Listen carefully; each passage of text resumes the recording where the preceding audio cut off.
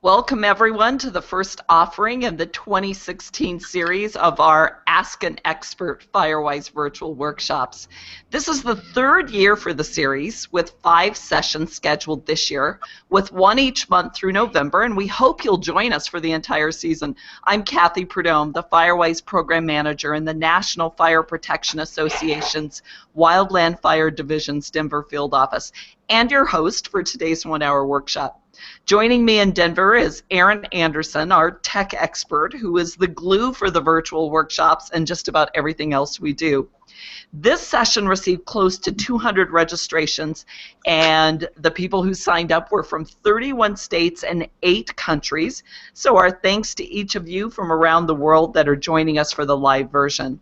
This is being recorded and will be available in our archive if you want to share it with your stakeholders or colleagues. If you're not familiar with the Firewise Communities USA program, I encourage you after the workshop to visit firewise.org to learn more about how you can get involved. Firewise is currently active in 40 states with more than 1,300 participating communities, and each of those have met a set of rigorous criteria to become part of the national program, where residents in wildfire-prone areas are working to reduce the risks annually while increasing their potential for survivability at both the individual parcel level and throughout their neighborhood and larger community. I'm confident you'll all learn something about Embers today and how they impact homes during a wildfire. But before we get started, just a quick overview of the format and an introduction of our guest Ask an Expert presenter, Dr. Steve Quarles. For about the next 40 minutes, I'm going to talk to Steve about embers and why they're the leading cause of home loss in wildfires. Then we'll take the balance of the hour as an opportunity for him to answer the questions that you have. So at any time from now until we get to the interactive component, you can submit your questions for Steve, and to do that, just go to the lower right-hand side of the video window and use the Ask a New Question feature, and we'll have Steve respond to as many of those as time permits when we get to that point. Now, without further delay, I want to introduce you to Dr. Steve Quarles. He's a senior scientist with the IBHS Research Center, and he's been there for the past 5 years. He assists with research using his expertise on building performance with regard to wildfire and moisture exposures. And prior to joining IBHS, he worked for the University of California as a cooperative extension advisor, where he addressed durability and in-service performance issues of wood frame buildings, particularly those subjected to wildfires. He joined the university in 1985 and then joined the cooperative extension in 2000. During 07 and 08, Steve worked part-time with the California Office of the State Fire Marshal, where he developed, coordinated, and served as an instructor for the educational program related to the Wildland Urban Interface Building Code and Standards. Steve and I have known each other for about 4 years, and every time I'm around him, I learn something new, and I'm sure today will be no different. Welcome, Steve, and thanks for being our Ask an Expert for today. Yeah, thanks, Kathy, and thanks for the opportunity to be here with you today. Well, let's just start off right out of the gate with the first question. We often hear forestry, fire, and emergency management stakeholders tell us that in their conversations with residents that live in areas with a wildfire risk, there's a lot of misconceptions and an overall lack of awareness about the impact embers can have during a wildfire. Those stakeholders are working really hard to ensure good educational information is out there, along with sharing details on the proactive actions that homeowners can take to reduce their vulnerability. But it's a long process to reach the millions of potentially impacted people living in those areas. Today's workshop provides an insight into the scientific research being done on embers. So Steve, let's start with you sharing some information on why and how IBHS is doing Ember research at your lab in South Carolina, and then we'll get into some more Ember-specific questions. Okay, thanks, Kathy. So the IBHS Research Center is about 6 years old now. During the planning stages leading up to the construction of the facility, a lot of thought and discussion went in on the types of research we should be able to do here. The overarching decision was to fill gaps in the research arena. The ultimate decision, as we'll see in a minute, was to build a wind tunnel that you see here in this slide, large enough to test full-size buildings and to develop research programs related to natural hazards that have a wind component. So our research effort is on hurricanes, wind-driven rain, hail, and wildfire because of the wind-blown ember issue. Post-fire investigations. I'm going to start this video here for you.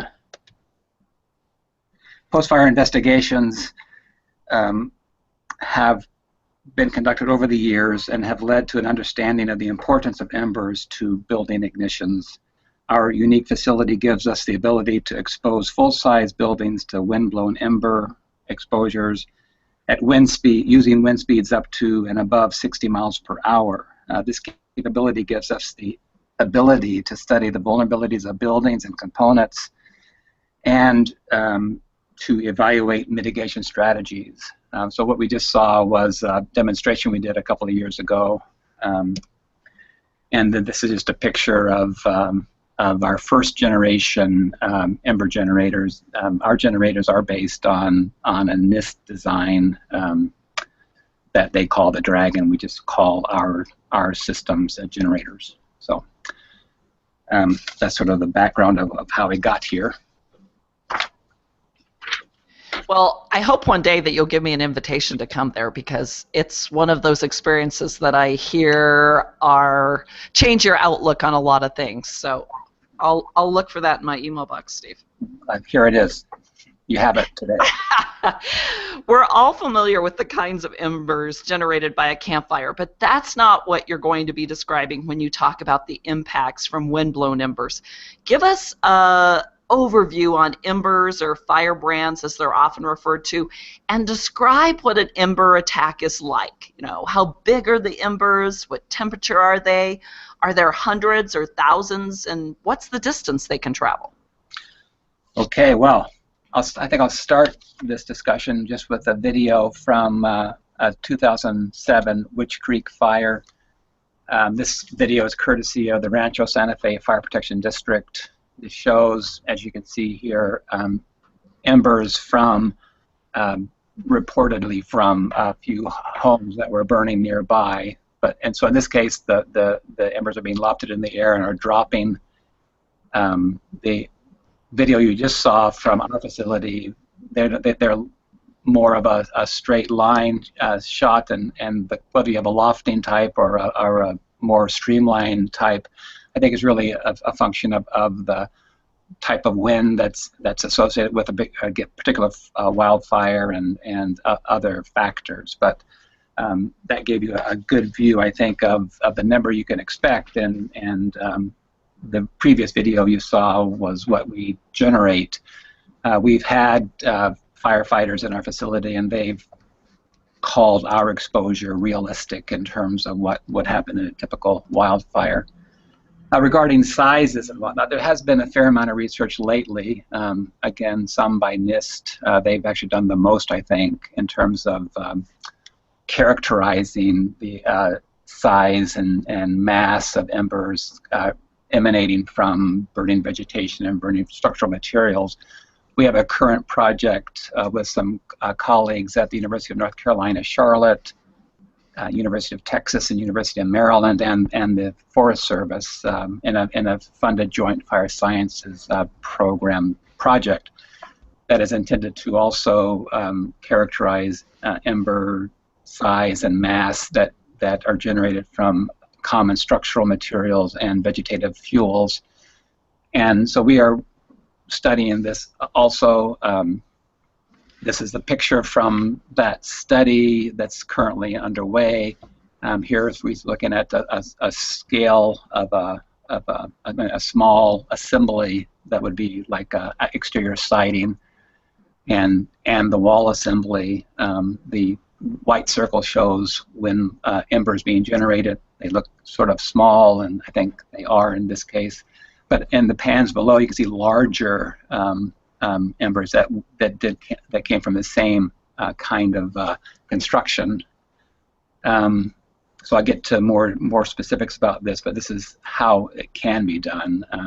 It's not common to collect embers from actual wildfires, although I think there's some interest now in collecting them from, for example, prescribed burns. Here's a tree that we're burning to do the same thing. You'll notice you have some embers in the white circle from the tree. The tree is horizontal. It's just easier for us to burn an individual tree when it's in this orientation compared to a vertical orientation, particularly in the wind field that we are subjecting the tree to. So the embers in the pans tend to be smaller, as you can see. So what we've observed just generally is that structural materials can give larger embers or firebrands compared to the vegetative fuels. Here is a picture of an ember circled in red from the Angora fire, 2007, in the Lake Tahoe area. This particular ember is a couple of inches long and half an inch wide, so that's 1 square inch, which is about 600 square millimeters. That's going to become important in just a minute, this minute. This is a plot of embers from our generators. You'll notice that the y-axis has this surface area, exposed surface area in square millimeters, and then the mass. So the previous slide showed an ember from the Angora fire, and its nominal surface area was about 600 square millimeters, which is considerably larger than the ones that we're producing. I think that's true in our case. We tend to produce embers that are somewhat smaller than what might be representative, but we do produce a lot of them. And I think ignition potential is going to be a function of number and size as opposed to one or the other. Anyway, this gives you an idea of the type of the size of them anyway, and also the previous picture that showed one example at least from an actual wildfire. This is just a slide of our current second generation generators. These are the first generation was a batch feed system. This is a continuous feed system. We're actually on our third generation now, which is still a continuous feed. We can run our generators for up to an hour straight, so we can get some pretty good flow. So let's see. So regarding travel distance, travel distance have been reported up to a mile or more away. That's a fairly long distance. Temperatures, that will vary. The numbers that I've seen, we haven't actually measured temperature ourselves, but we've seen temperatures. I've read about temperatures up to 700 degrees Fahrenheit, and then a colleague at North Carolina, Charlotte, recently used a high-resolution infrared camera to measure the temperature of embers that they created in a laboratory, and he measured temperatures of up to 1,400 degrees Fahrenheit locally on an ember. And I think the interesting thing there was when you look at the IR image, it's the temperature on the ember isn't uniform. So you have relative hot spots and relative cooler spots on the same ember. And the hottest spot on that particular ember was the 1,400 degree value.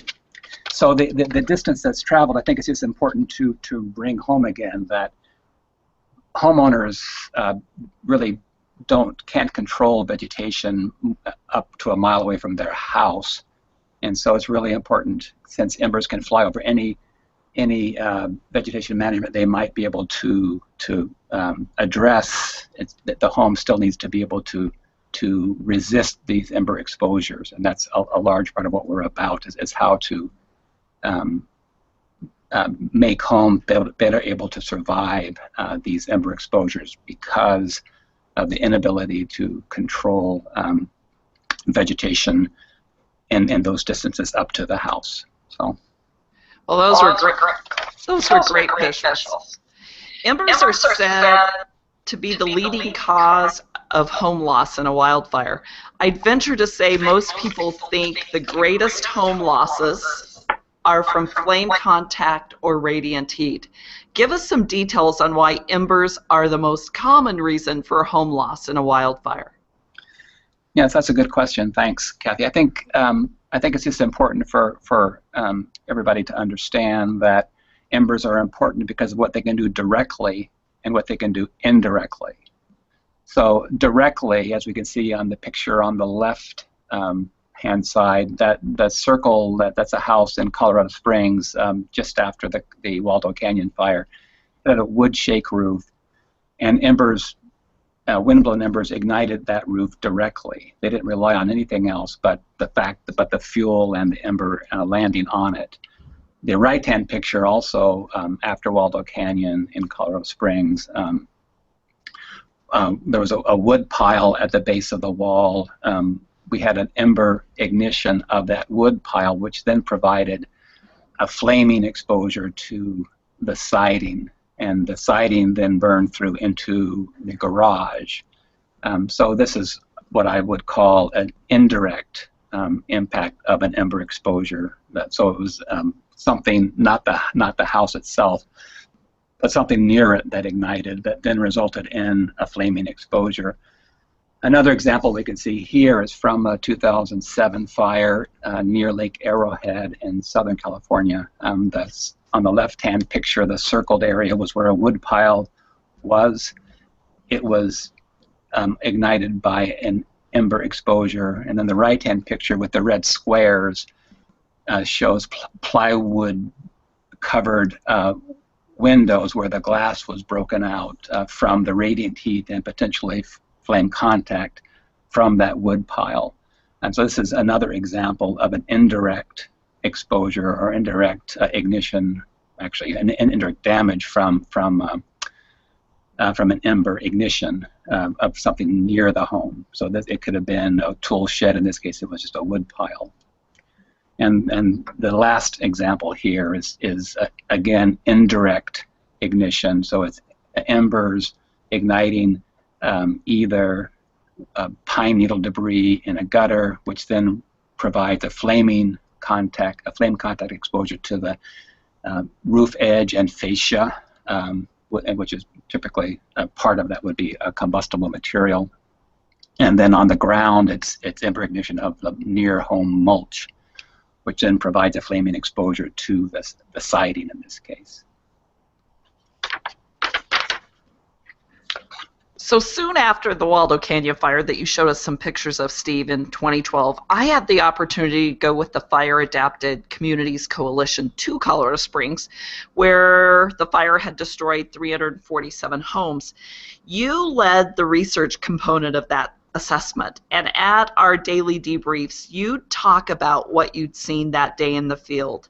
And the information that you shared was often about embers and how they'd impacted different areas of the homes you'd been to. And I remember hearing some really interesting experiential details about ember damage and losses due to embers. When you're investigating a post-fire scene, the techniques you use kind of resemble a type of crime scene TV series. What are some of the parts of a home or the areas adjacent to it that people seem most surprised to learn that it can be impacted by embers?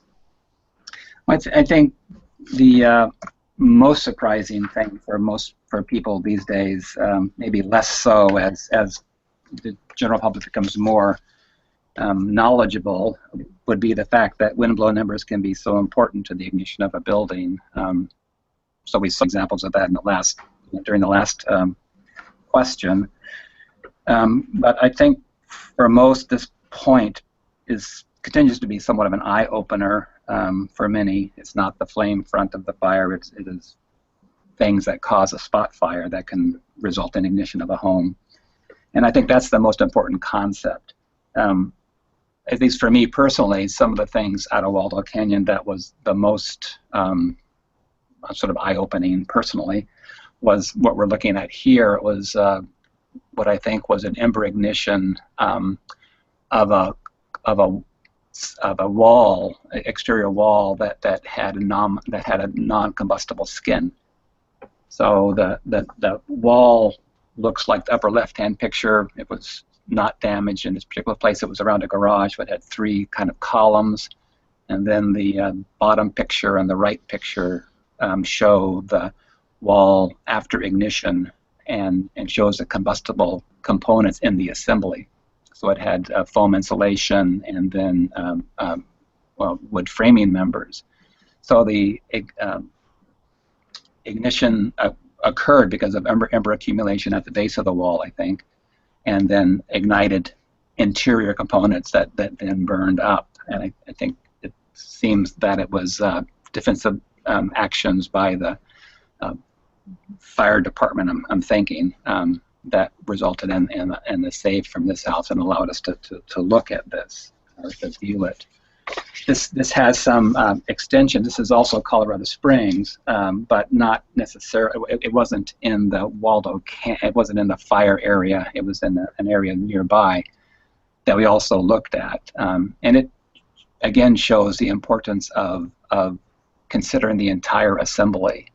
So this is a non-combustible fiber cement siding product, but if you look underneath into what would be the assembly, you see that there are combustible components, in this case the wood sheathing, that overhangs the stem wall for the foundation.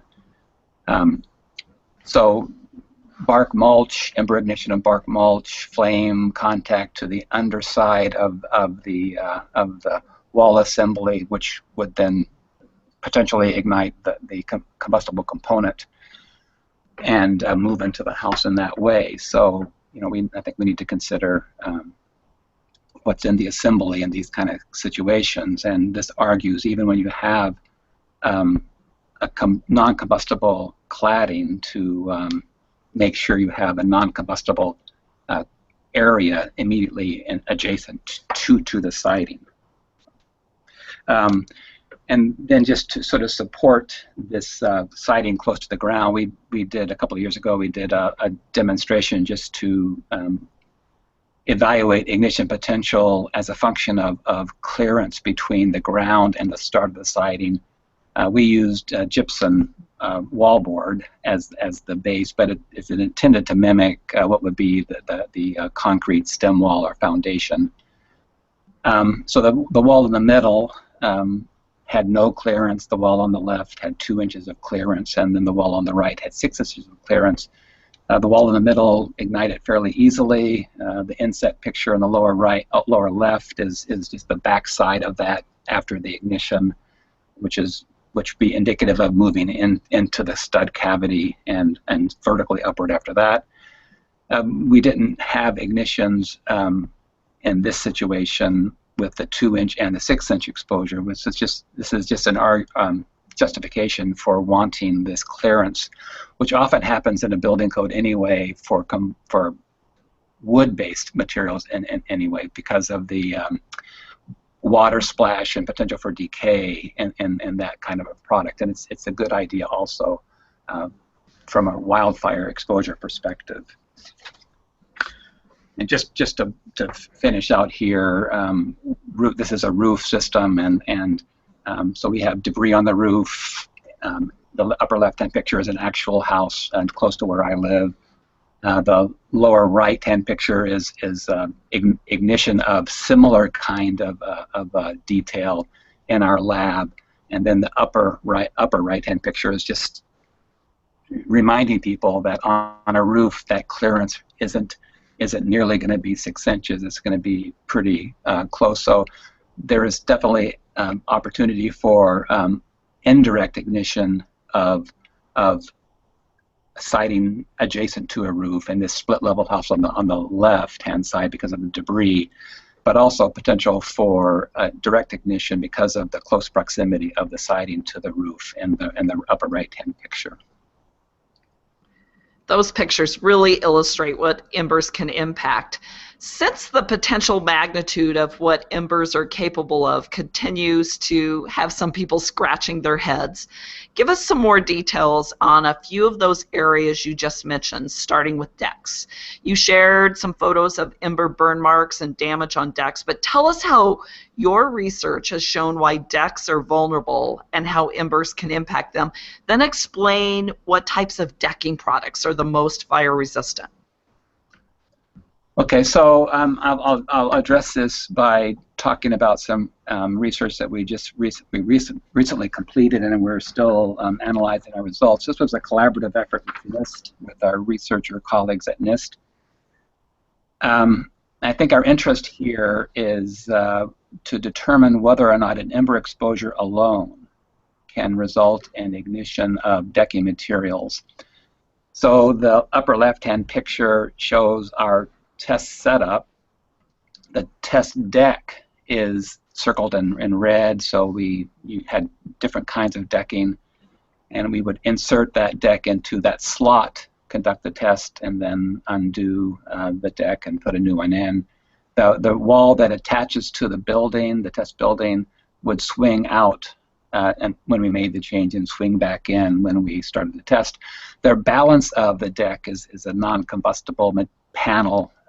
We just didn't want the rest of the deck to be involved in the experiment. And the deck is placed where it is. We found in this situation, if there's nothing at the wall to stop the embers, they're going to hit the wall and flow backwards some distance. And so this deck is set there because that's a natural accumulation spot for these embers. The right-hand side shows that we can clearly have ignition of some kind of decking products anyway, and this is just being one of them. So I'm going to show a video here. Here we go. So ember accumulation in deck board gaps at structural support joists were consistently the locations where ignitions occurred. Lower density wood decking was more vulnerable to ignition than the higher density wood plastic composite decking products that were included in our study.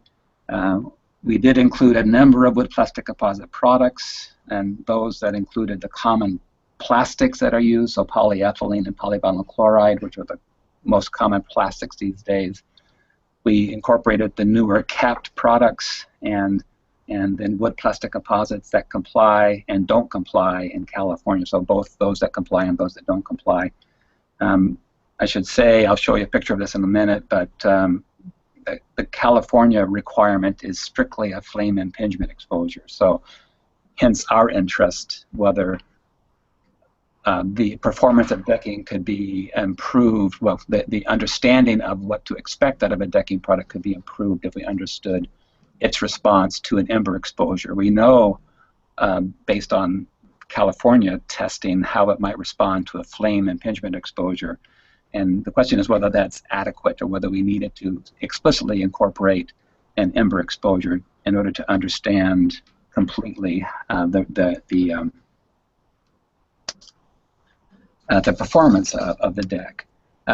So I'll talk about what we think happened in a minute, but I just wanted to show a little side thing, a project that we did based on observations of the number of embers that were falling between deck board gaps, between gaps in deck boards. So this was interesting to us. And, you know, I don't think any of us expected quite this kind of exposure. I expected them to be coming in from the front, but not necessarily coming down from the deck board gaps.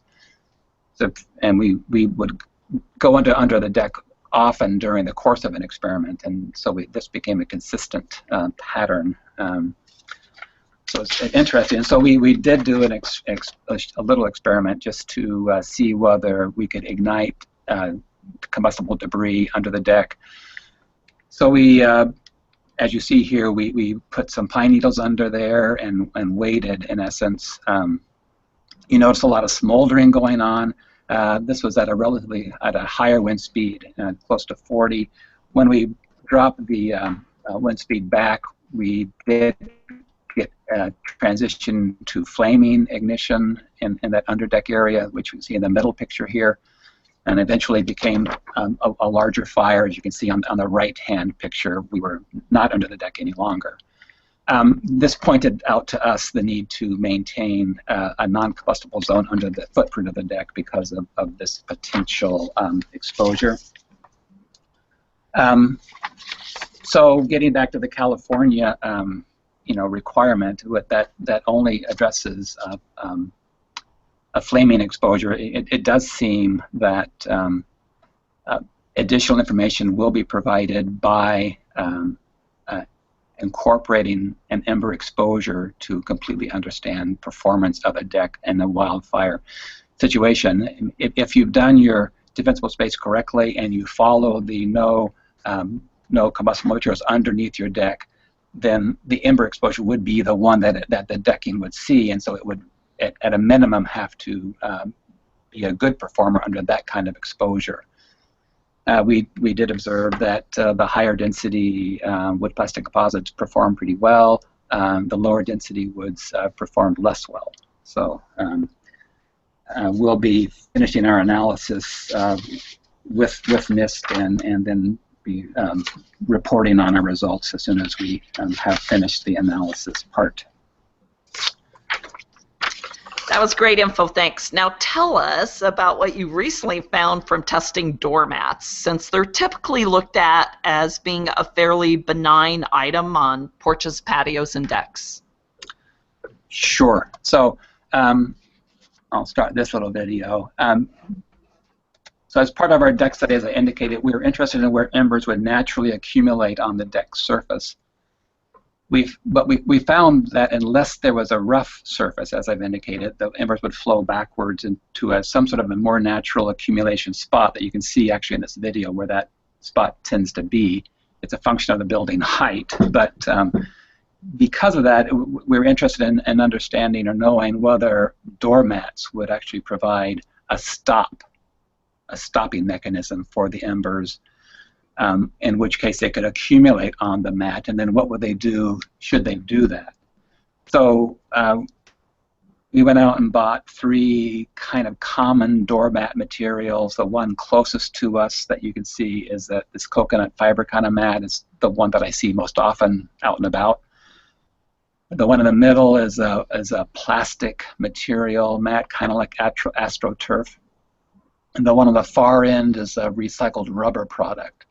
And you can see during the video clip that there was some smoldering in the coconut fiber mat and not visibly anything in the other 2 mats.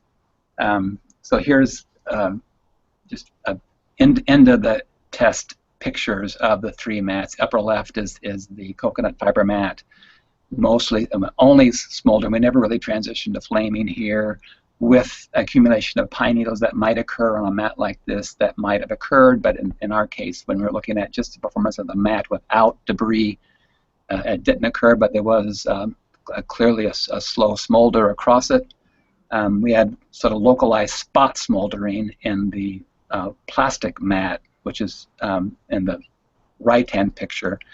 We did a similar kind of test a couple of years ago with AstroTurf and got a very similar result. They're very similar materials used in this plastic mat in AstroTurf, so that kind of makes sense to us.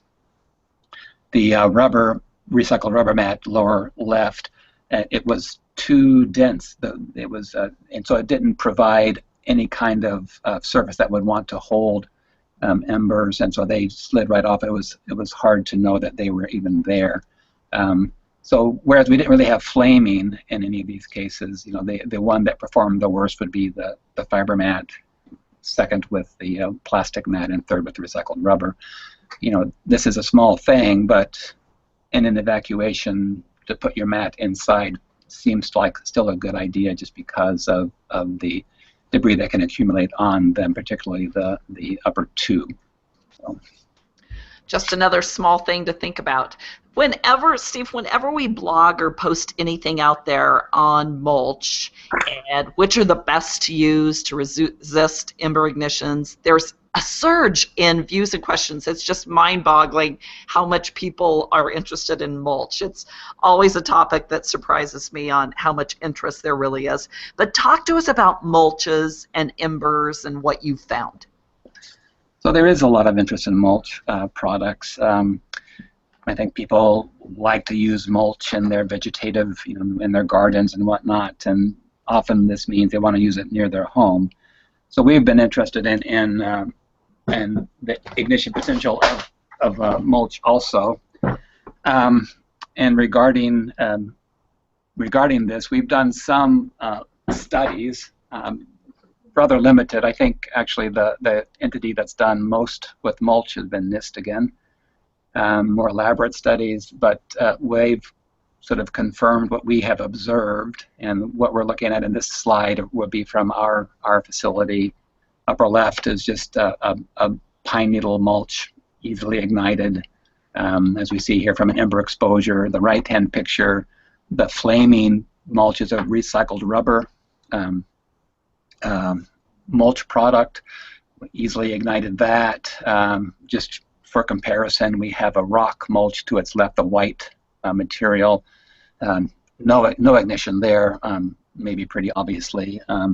But because we've been able to ignite mulch so readily, to us it means you just don't put that near your home, because it would easily lead to a flame contact exposure to the home or building, and that's the one thing we're trying to avoid. I'll show you another picture from a few years ago when Ed Smith and I, Ed is at the University of Nevada, Reno. At the time we were cooperative extension colleagues, and we developed an experimental plan to evaluate local mulch products in the Lake Tahoe area. And we set up this experiment in near Carson City. So in this case, we had 5 or 6 mulch products. We see a few of them here: rubber mulch in the upper left, bark mulch in the right, and then the lower one, pine needle. We ignited the mulch bed with a drip torch, so it wasn't an ember ignition. It was a drip torch. And then you notice we had fans to push the fire. You got flame spread. In each case, each kind of mulch product that we used, the either smoldering or flaming combustion of it burned across the fuel bed. We would see differences in flame spread depending on the mulch product, differences in flame height, differences in flame consumption, fuel consumption. But they all burned. We had one product that smoldered, but it was a slow smolder, but it actually moved across as a pretty hot smoldering fire. Because of this, we still tend to say combustible things near the home is just something that you don't want to have. Well, we'd be remiss if we didn't talk about wood fences, since they're often attached to homes. What's their relationship to embers during a fire? Yeah, okay, so that's a good question. I think we are interested in fences because of what they might do. And so this is a figure, a picture that sort of shows that. And what we're worried about is fire burning to the fence, and then igniting the fence, and then having the burning fence burn to the house and ignite the house. So you probably heard the term of a fence acting as a wick to bring the fire to the house. So we were interested in a couple of things here. One is, and this is, again, this was part of the deck project that we did in collaboration with our NIST colleagues. Could embers alone ignite the fence? And then, should that occur, would that fire burn to the house, or under what conditions would the fire burn of the fence burn to the house? And we also were interested in knowing the contribution of combustible things at the base of the fence. And so we had sort of a two-part objective here. And that's what we were doing. Most guidance of educational organizations, we ask for this. Living with Fire asked for this. Firewise asked for this. And that's the use of a non-combustible component if you have a fence that connects to the house. So we would want something like we see in this picture, which is a metal gate that ties to the fence. The metal gate is attached to the house. The metal gate attaches to the combustible fence that doesn't attach to the house. So that's sort of the deal. And should you have a combustible fence that attaches to the house, how big of a deal is it, and then whether or not you do, how easy is it for that fence to ignite. The other thing that we noticed in Waldo Canyon, that was observed in Waldo Canyon, was the fact that a burning fence is also an ember generator in and of itself, as would be any combustible thing that is burning. So this is our experimental design here. One of them, we used several kinds of fences. We used what we see here as a privacy fence. We called it a privacy fence because all the planks are on one side. It's hard to see through it. We used what we called a good neighbor fence, where the planks alternate. We used a lattice fence. These are the combustible fencing that we used, and we also incorporated a vinyl fence in our experiment. And since we're doing this at the same time we did the deck, we're still analyzing these. But it seems clear that ignitions consistently occurred at the intersection between a horizontal component and a vertical component. So you see we have these horizontal laterals that the planks were attached to. This platform, so to speak, is where the ignitions consistently occurred. Ignitions more easily occurred in this privacy fence kind of design. This is a picture of the good neighbor fence. We could get ignitions in this fence, but since it was more porous, the embers were able to move through it more easily, and so from a fence perspective, ignitions occurred, but it took more time and was more problematic, let's say.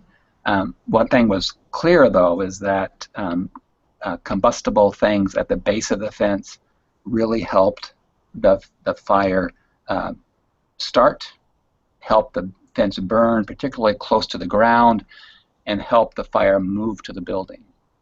So I don't think we're ever going to say, hook a combustible fence up to your house and don't worry about it. But it's clear that the more debris you have at the base of the fence, the easier it's going to be for that fire to burn to the house. The one more thing that we're doing as sort of an extension of our fence study, here we see a fence also close to where I live, and you'll notice that there's a little channel where the wood planks are setting in. That makes it easy for decay to occur at the base. Likely ignition will be easier with dried, decayed wood than with sound wood. So we've set some of our fences out in the back lot, so to speak, to weather for a year or two, and then we'll bring them back in and see whether we can observe differences in ignition potential from this ember exposure. Steve, I want to ask you about an area that tends to be dismissed as a fuel source, if you will, because they seem so minor in the scheme of things that need to be considered. But talk to us about pine needles and the research that's been done on them in embers. So as we've already alluded to, pine needles are a pretty easy fuel to ignite by embers. They can accumulate on the roof, they can accumulate in the gutter, in the house, and they are often used as a mulch product. So I think there's really no question about the ease with which they can be a problem. Oops, no, that was a mistake. I just wanted to show a video clip of a study we helped the Forest Service with just in early June. So this is our lab, and Brett Butler from the Missoula Fire Lab, Forest Service Fire Lab, he brought his research team down. We helped with a particular project he was interested in doing in our facility because of our ability to achieve wind speeds that their wind tunnel cannot do. But we use pine needle as a fuel because it's easily ignited, because the flame spreads pretty quickly, so we could get a lot of testing done in the week that we that he was here. And I think it's just a good visual for viewers here, just to see the ease with which it burns. It does burn quickly, but you get pretty rapid flame spread, and fairly can have fairly high flame height, and so here we're just watching the flame move down the fuel bed. The Forest Service brought a lot of instrumentation, and they're doing their analysis now. We were happy to be able to help them. Great. Well, we're right exactly at the mark where we were going to take some questions. So let's do this. Let's take 4 questions and then see if we get any more. And if not, I got a couple of other questions that I'll ask you. But let's start with the questions from our participants. So the first one is from Owen. And Owen is asking, what distance do you recommend that mulches be kept away from structures? So our rule of thumb is 5 feet, and more. And I don't know really whether more is going to be better. Less is not as good. This is one thing that I think it's been a number that's been a consensus number, but it's not really based on any scientific study. We have a plan to do it in the coming year, just to be able to nail down what this distance should be, given different wind speeds that can be a wind regime, so to speak, that can be occurring. But it is a consensus number. I'll give you that. I think the point is you want to have a space without highly combustible things, at least near your home, because because we know how important ember exposure can be. You want to avoid a flame contact exposure to the home, particularly if you happen to have combustible siding. But we saw some cases where the assembly can contribute, and you don't want a elevated radiant exposure to siding or windows for very long. So that's why we have this distance, and the 5 feet is what we are recommending, but it is a consensus number based on conversations with other groups. So. Great question, Owen. Thanks for asking that.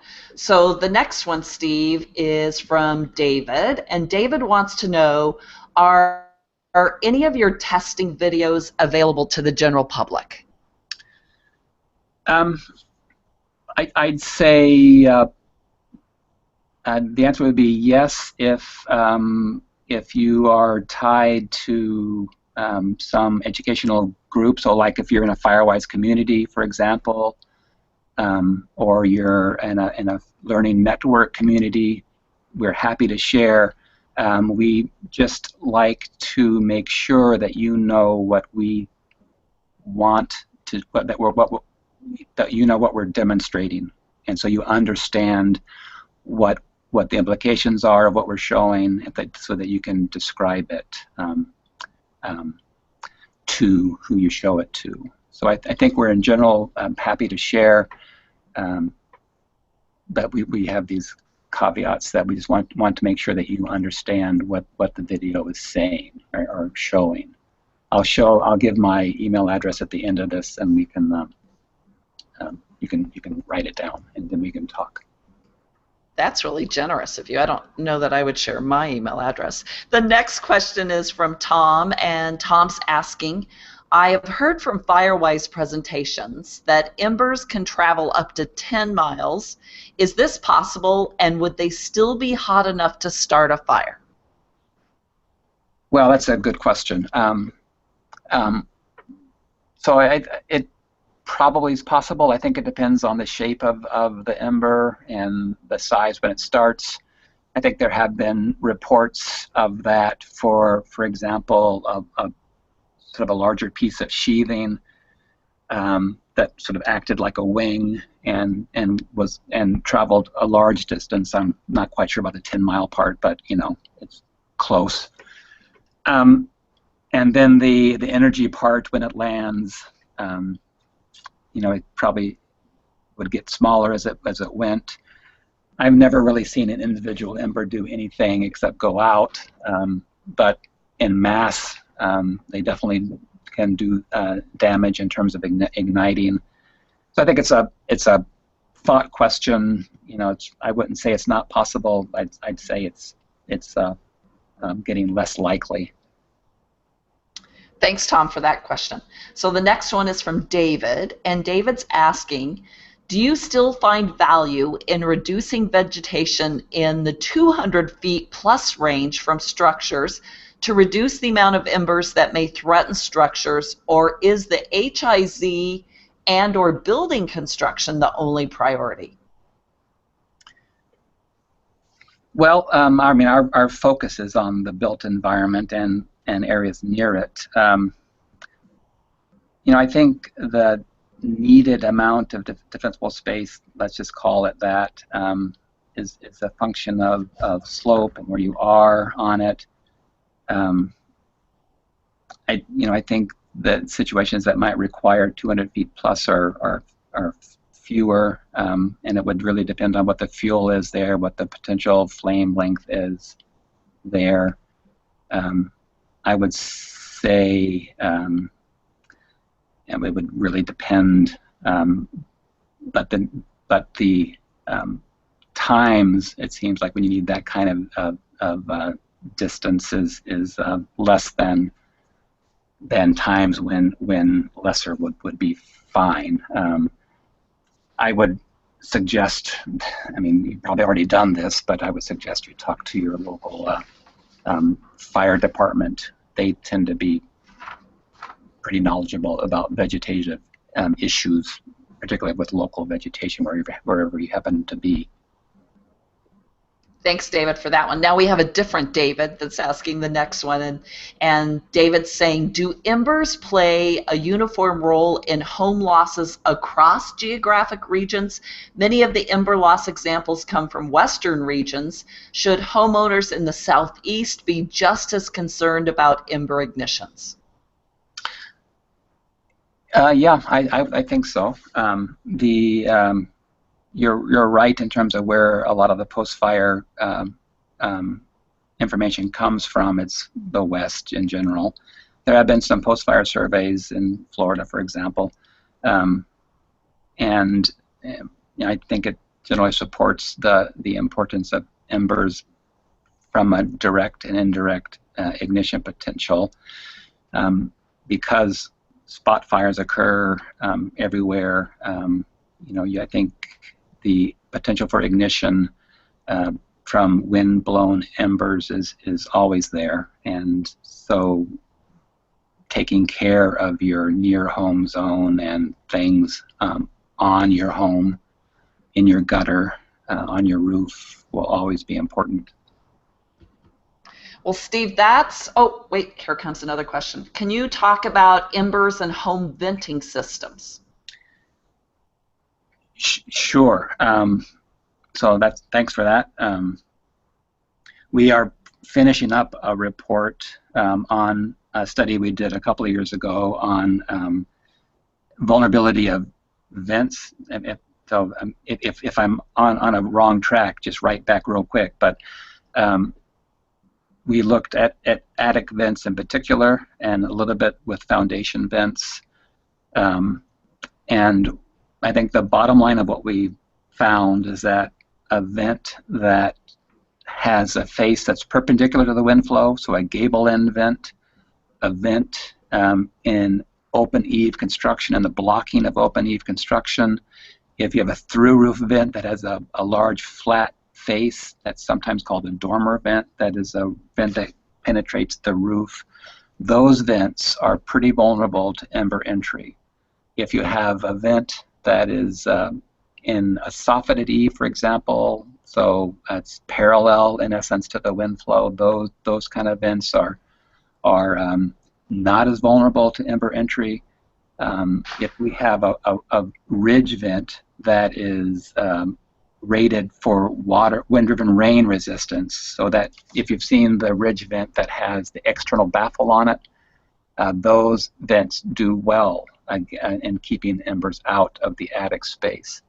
A lot of the ridge vents are plastic, and so you still need to make sure you don't have debris accumulating against that external baffle, because it will be ignited. The pine needle debris, for example, would be ignited by wind-blown embers, and then you'd have a flaming exposure to that plastic vent. And and then its effectiveness in keeping embers out sort of goes out the window because that baffle's no longer there, and maybe a fire burning into the attic through that vent. So, Steve, our next one is from Thomas, and Thomas asks, in reducing grass and weeds as a fire fuel, are there any studies of the effect of char on herbicides?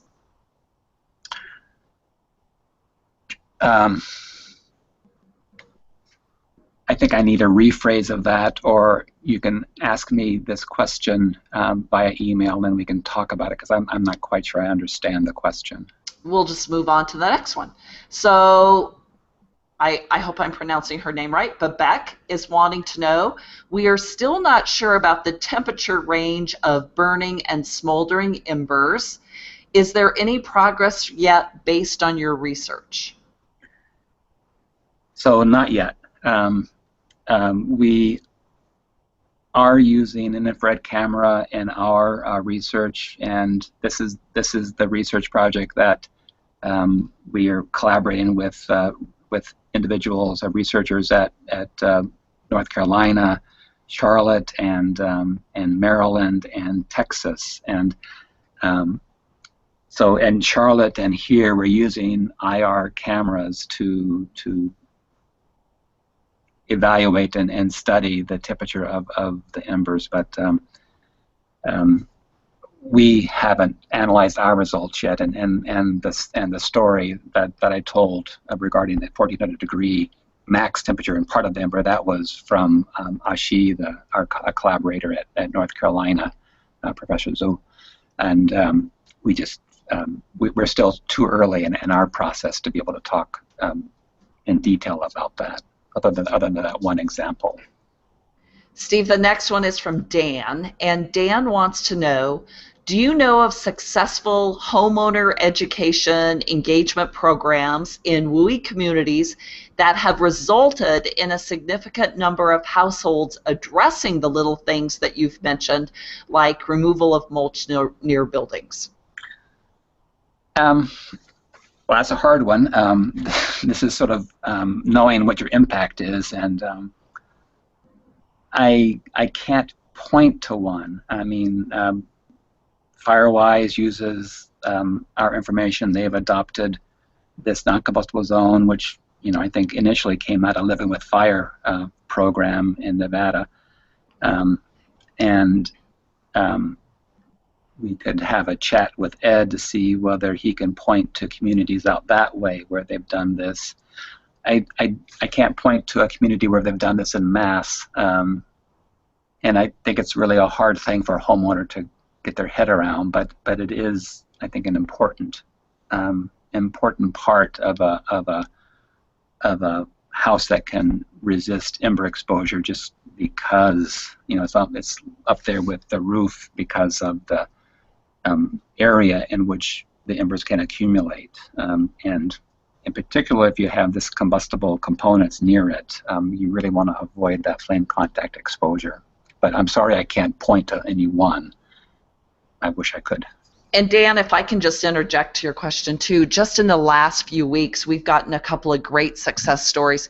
One was from Boise, Idaho, and one was from outside the Boulder, Nederland area in Colorado, where mitigation was truly credited by the firefighters as saving those homes and the things that people had done around their property. So we are hearing more testimonials as the numbers of communities and individuals are working on their properties. So those stories are becoming a whole lot more prevalent. Well, unfortunately, Steve, we have 1 minute left. So what I want to do is if you could take us to the slide where your contact information is, so if people have some questions that we didn't get to, that they'll be able to contact you for more information. And I cannot thank you enough, as always, every time we talk with you, that you share new information and you provide new insight, and the research that you're doing at IBHS is really helping homeowners and firefighters and forestry agencies put out the word and the message about the things that residents need to do to keep their homes safer. So our thanks to you, and a great presentation. Thanks for all the great information, and I just want to let everybody know that, again, this was the first in our series of 5 workshops. The next one is August 16th, and that one is Get to Know the Home Ignition Zone. So I hope that you'll register for that one, and that we'll talk to you again on August 16th. Thanks to everyone for attending. Thank you very much, all.